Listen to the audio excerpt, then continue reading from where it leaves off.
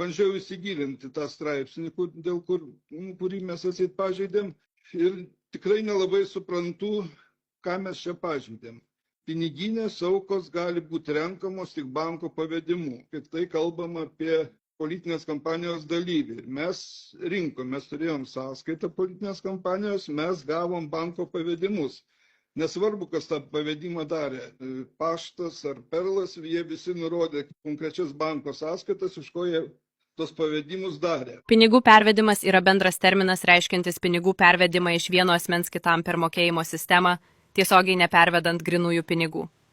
Jis apima įvairius pinigų pervedimo būdus, įskaitant bankinius pervedimus, pervedimus per pinigų pervedimo sistemas, pavyzdžiui Western Union, ir kitus būdus. Piniginės aukas priimti grinaisiais pinigais yra draudžiama. Mes jų nepriėmėm tų grinų pinigų. Ar čia yra kažkoks tai, fokuso elementas? Kaip reiškia ne banko pavedimas? Tai koks kitas gali būti pasaulyje pavedimas, jeigu ne banko?